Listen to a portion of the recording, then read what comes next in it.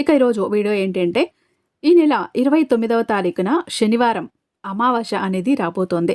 ఈ అమావాస్య చాలా శక్తివంతమైనది. దీన్నే ఫాల్గుణ అమావాస్య అని కూడా అంటారు.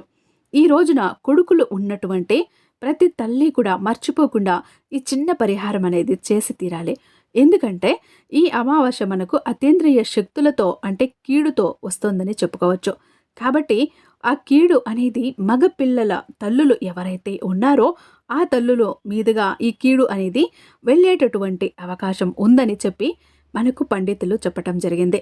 కాబట్టి కొడుకులు ఉన్నటువంటి ప్రతి తల్లి కూడా అంటే కొంతమంది దీన్ని నమ్మచ్చు, నమ్మకపోవచ్చు. కానీ మీరు నమ్మినా నమ్మకపోయినా కూడా మనకు ఒక్కొక్కసారి గ్రహాలు దోషాలు అనుకూలించకుండా ఉంటాయి. అలాంటప్పుడు ఏంటంటే కొన్ని రకాల సమస్యలు వచ్చేటటువంటి అవకాశం అనేది ఉంటుంది. కాబట్టి నమ్మకంతో ఈ పరిహారం చేయండి. ఎందుకంటే మన పురాణాలు మనకు ఎప్పుడూ కూడా తప్పు అనేది చెప్పవు. ఇక ఏం చేసుకోవాలి, ఆ పరిహారం ఏంటి, ఎలా చేసుకోవాలి అని అనుకుంటున్నారా? తప్పకుండా చెప్తాను. ఆలోపు మన వీడియోకి ఒక చిన్న లైక్ ఇచ్చి వీడియో చూడటం మొదలు పెట్టండి. వీడియో ఎక్కడ స్కిప్ చేయకుండా మిస్ చేయకుండా చివరిదాకా చూసే ప్రయత్నం చేయండి. అలాగే మన ఛానల్ని ఫస్ట్ టైం చూస్తున్నట్లయితే ఛానల్ని సబ్స్క్రైబ్ చేసుకుని మీ సపోర్ట్ నాకు అందివ్వండి. స్థాయికి తీసుకురావాలి, మంచి జీవితంలోకి తీసుకురావాలి అని అందులో కూడా ముఖ్యంగా కొడుకుల కోసం కష్టపడే వాళ్ళు ఎంతో మంది ఉన్నారు. కొడుకులు కావాలి అని చెప్పి కొడుకుల కోసం ఎదురు చూసి ప్రత్యేకంగా అంటే వంశోద్ధారకుడు మన ఇంటి పేరు నిలబెట్టేవాడు అని చెప్పి ప్రతి తల్లిదండ్రులు కూడా కొడుకులకు ప్రత్యేక స్థానం అంటూ ఇస్తూ ఉంటారు. అంటే మరి ఇక్కడ ఆడపిల్లల్ని తక్కువ చేయటం కాదండి. మనకి ఆడబిడ్డైనా మగబిడ్డైనా ఇద్దరు సమానమే. కాకపోతే కొడుకు అంటే ఇంటి పేరును నిలబెట్టే వంశోద్ధారకుడు కాబట్టి రేపు మనకు అంటే మన కొడుకులు తలకొరివి పెడతారు, మన కర్మలన్నీ వారే చేస్తారు అనే ఉద్దేశంతో కొంచెం ప్రత్యేకంగా కొడుకుల మీద అభిమానం ఉంటుంది అంతే. ఇక ఈ గ్రహణం అనేది కొడుకులు ఉన్న వారిపై ఎక్కువ ఎఫెక్ట్ అనేది చూపిస్తుంది. దీనివల్ల వారికి ఉండేటటువంటి ఇబ్బందులు అన్నీ పోయి అద్భుతమైనటువంటి ఫలితం అనేది వస్తుంది. ఈ పరిహారం గనుక మీరు చేసుకున్నట్లయితే ఈ అమావాస్య వచ్చేటప్పటికి చాలా పవిత్రమైన అలాగే శక్తివంతమైన ఈ రోజున ఉన్నటువంటి అమావాస్య. ఇక ఈ రోజు ఉన్నటువంటి తిథి వార నక్షత్రం కూడా చాలా బాగున్నాయి. ఇది చాలా అద్భుతమైనటువంటి అమావాస్య. ఈ అమావాస్య ఏంటి అంటే చెడును తీసేసుకుని మంచిని తెచ్చిపెట్టడానికి అలాగే అనేక రకాలైనటువంటి ఇబ్బందులను తొలగించుకోవటానికి ఇలా మనకు చాలా రకాలుగా ఉపయోగపడుతుంది.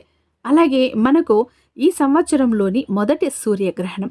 ఈ గ్రహణం అనేది రాత్రి 6:20 ప్రారంభమై 9:50 ముగుస్తుంది.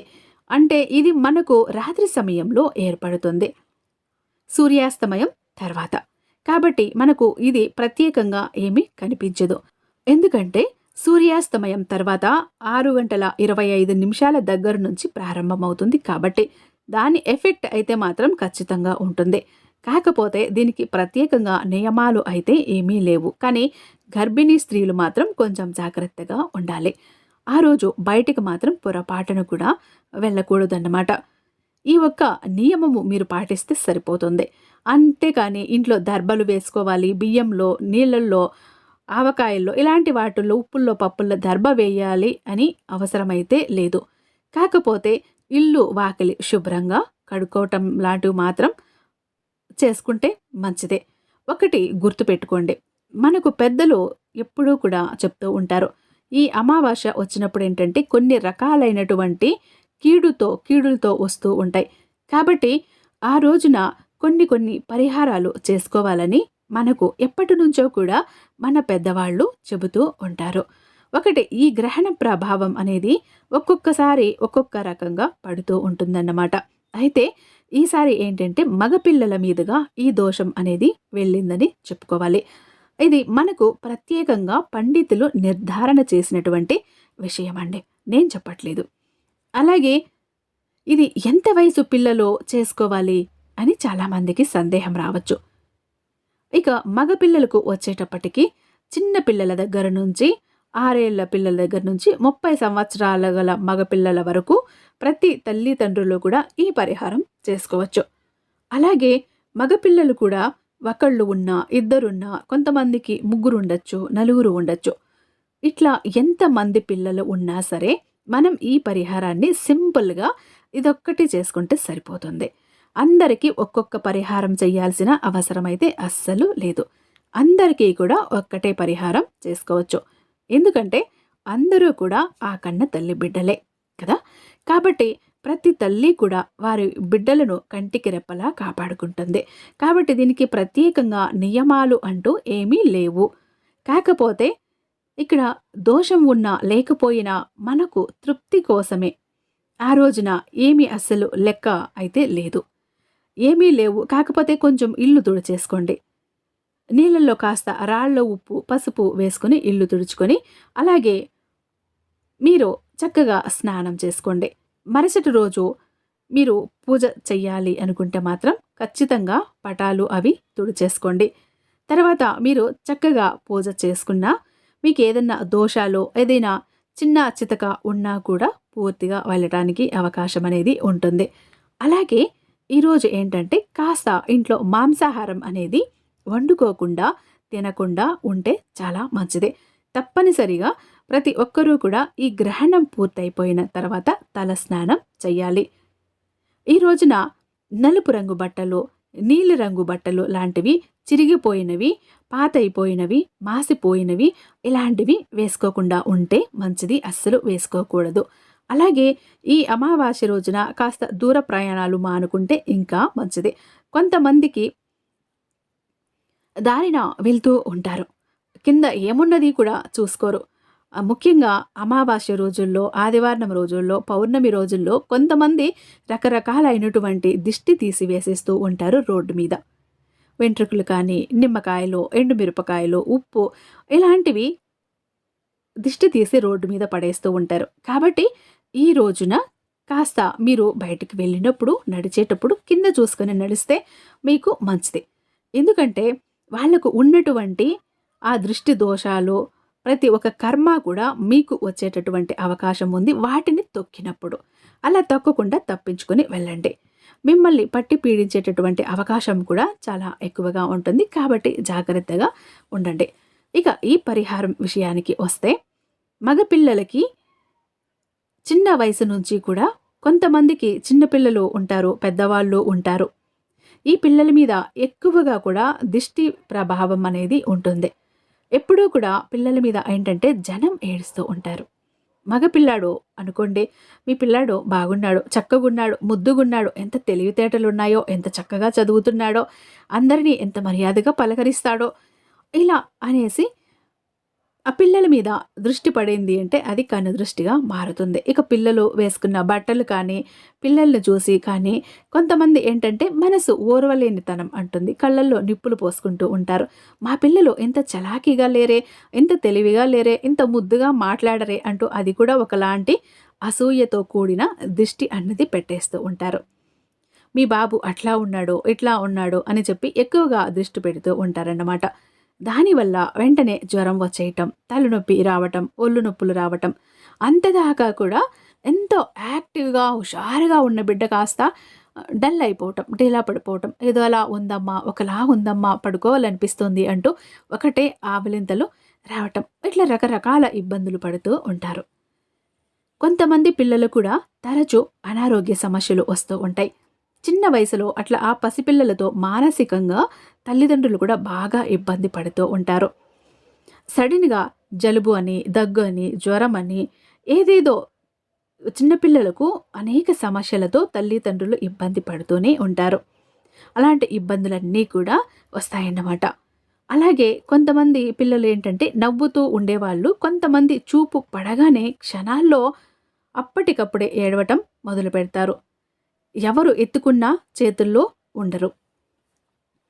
ఇక పాలు తాగరు, ఏడవటం మొదలు పెట్టేస్తారు. రాత్రిపూట ఉలిక్కిపడి లేవటం, దడుచుకోవటం, పిల్లలు మానసికంగా ఇబ్బంది పడుతూ ఉంటారన్నమాట. అప్పుడు ఏంటంటే దిష్టి బాగా తగిలింది అని అర్థం. ఇంతదాకా ఇప్పటిదాకా బాగున్న బిడ్డ కాస్త ఇలా జరిగిన వెంటనే ఏంటంటే ఏడుస్తాడు, మొండి చేస్తాడు. ఏం చేసినా కూడా ఇక ఏడుపు నిలపడు. తల్లి చెయ్యి పట్టుకుని వదలకుండా ఉండటం, ఇట్లా కొన్ని రకాలుగా చేస్తూ ఉంటాడు. ఇక కొన్ని దుష్ట శక్తులనేవి వారి చుట్టూ కూడా తిరుగుతూ ఉంటాయన్నమాట. ఈ దిష్టి ప్రభావం అనేది ఎక్కువగా ఉంటుంది. పెద్దోళ్ళమే ఈ దిష్టి ప్రభావానికి అల్లాడిపోతున్నాం. అలాంటిది పిల్లలు ఎంత చెప్పండి. ఒక్కసారి ఆలోచించండి. చిన్ని ప్రాణం కదా, చుట్టకపోతుంది.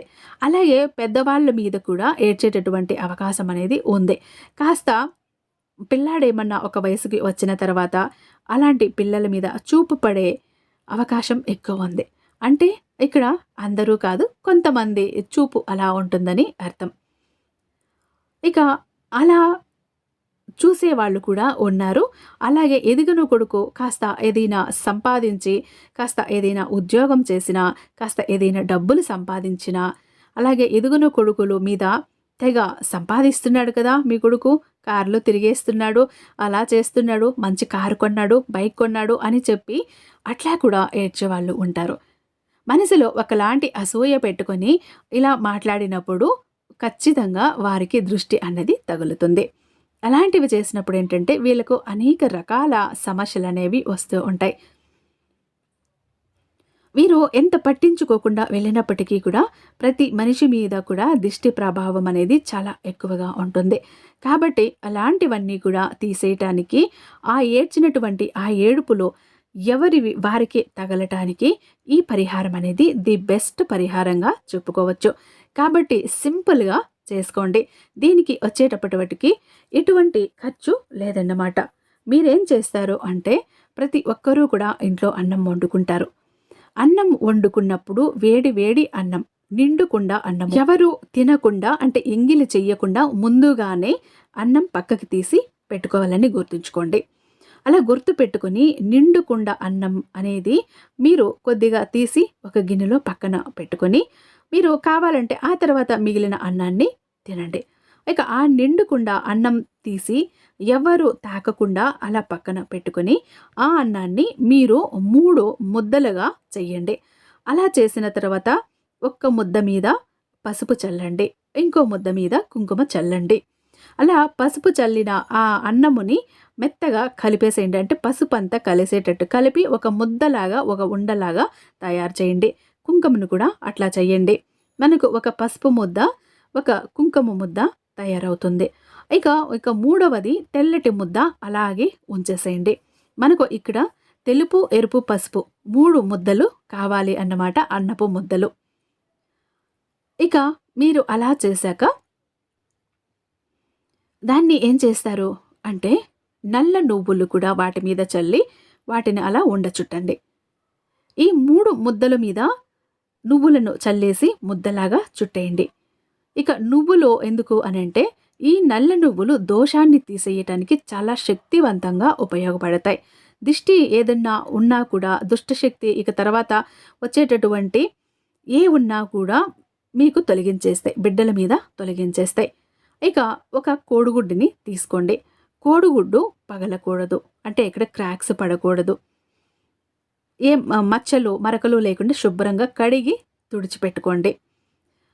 ఇక శుభ్రంగా క్లీన్ చేసిన ఆ కోడిగుడ్డుని తీసుకుని దాని మీద మీరు కాటుకతో కానీ, నల్ల పెన్సిల్తో కానీ, కాటుక పెన్సిల్తో కానీ, బొగ్గుతో కానీ ఇంటూ మార్క్ అనేది వేయండి.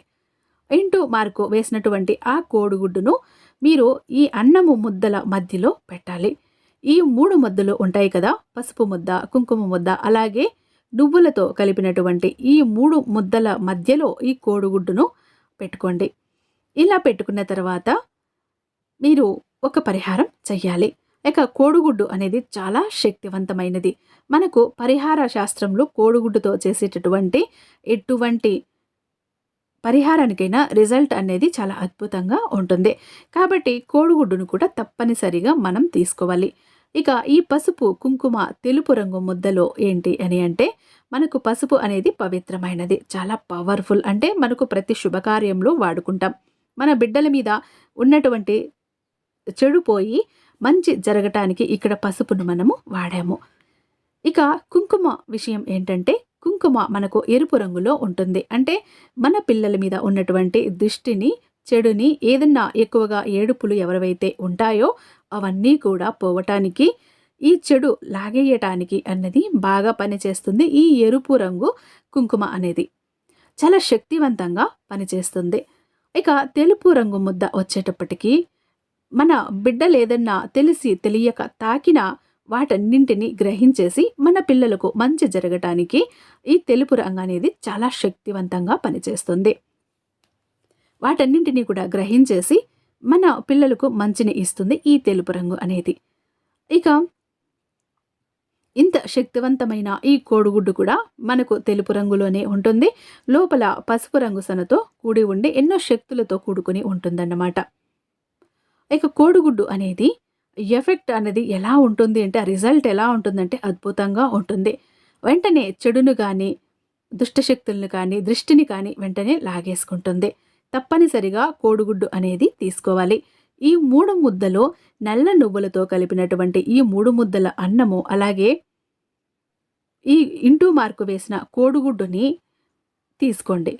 కోడిగుడ్డు మీద ఇంటూ మార్క్ అయినా వేయచ్చు, దిష్టి బొమ్మ వేసుకుంటామంటే దిష్టి బొమ్మ అయినా వేయచ్చు, లేకపోతే ఒక చుక్కలాగైనా పెట్టుకోవచ్చు. ఇక నలుపు రంగుతో మనం వేయాలన్నమాట. వీటన్నింటినీ ఒక ప్లేట్లో పెట్టండి. ఆ ప్లేటుని ఏం చేస్తారు అంటే, మీ పిల్లలు ఎంతమంది ఉంటే అంతమంది పిల్లల్ని వరుసగా కూర్చోబెట్టండి. వారికి ఆ ప్లేటుతో 7 సార్లు కుడి నుంచి, 7 సార్లు ఎడమ నుంచి మీ పిల్లల తల చుట్టూ తిప్పి దిష్టి తీసేయాలి. అలా ఎంతమంది పిల్లలు ఉన్నా సరే ఒకేసారి తీసేయండి. ఇలా తీసిన తర్వాత ఆ ప్లేటు అన్నాన్ని వచ్చేటప్పటికి మీరు ఎవ్వరూ తొక్కని చోట ఒక చెట్టు మొదట్లో వేసేయండి. అంటే మన ఇంట్లో పెంచుకుంటున్న చెట్ల దగ్గర కాదు, కాస్త దూరంగా ఏదైనా దూరంగా ప్రదేశం, మనుషులు తిరగనటువంటి పాడుబడినటువంటి ప్రదేశాలు ఉంటాయో అలాంటి చోట. ఇక కోడిగుడ్డు మాత్రం పగలకుండా జాగ్రత్తగా అక్కడ విడిచిపెట్టి రావాలి. లేదు మీకు అందుబాటులో లేదు అనుకుంటే ఏదైనా పారే నీళ్లు ఉంటే అన్నాన్ని అందులో వదిలేసి కోడిగుడ్డు పగిలిపోకుండా వదిలేసి రండి. అలా కూడా ఇవన్నీ కుదరవు మాకు అంటే ఒక కవర్లో వేసి ఈ అన్నాన్ని, అన్నపు ముద్దలు ఏవైతే ఉన్నాయో వాటిని పొట్లం కట్టేసి డస్ట్బిన్లో పడేయండి. కోడిగుడ్డును మాత్రం ఇంటికి దూరంగా విడిచిపెట్టి రండి, పెట్టేసి రండి, పగలగొట్టకండి, పగలకూడదు అది. ఇక ఆ తర్వాత అది ఏమైపోయినా మీకు సంబంధం లేదు, ఏం తిన్నా సంబంధం లేదు. ఇక దీనివల్ల మనకు ఎటువంటి చెడు అనేది రాదు. ఇలా చేసిన తర్వాత మీరు మీ పిల్లల్ని ఇంటికి తీసుకువచ్చేటప్పుడు తప్పకుండా కాళ్ళు చేతులు కడిగి లోపలికి తీసుకురావాలి. ఇది మాత్రం గుర్తుంచుకోండి. ఇంకా అవకాశం ఉంటే కుదిరితే స్నానం కూడా చేయించండి. బట్టలు మాత్రం ఖచ్చితంగా మార్పించాలి. అలా చేయటం వల్ల ఏమిటంటే ఈ పిల్లల మీద ఎన్ని రకాల అయితే దిష్టి దోషాలు ఉన్నాయో, ఎంతమంది చూపులు అయితే పడ్డాయో, అలాంటి సమస్యలు అన్నీ కూడా ఈ ఒక్క పరిహారంతో తుడిచిపెట్టుకుపోతాయి. చాలా చాలా అద్భుతమైనటువంటి రిజల్ట్ వచ్చేటటువంటి పరిహారం ఇది. ఇక ఈ రిజల్ట్ రావటం అన్నది మీరే గమనిస్తారు. అంటే పిల్లలు అట్లా పరిహారం తర్వాత స్నానం చేసిన తర్వాత లోపలికి తీసుకొచ్చినప్పటి నుంచి అంతకు ముందు దాకా ఏడ్చిన పిల్లలు నవ్వటం, సంతోషంగా ఉండటం, యాక్టివ్గా ఉండటం మీరు గమనిస్తారు.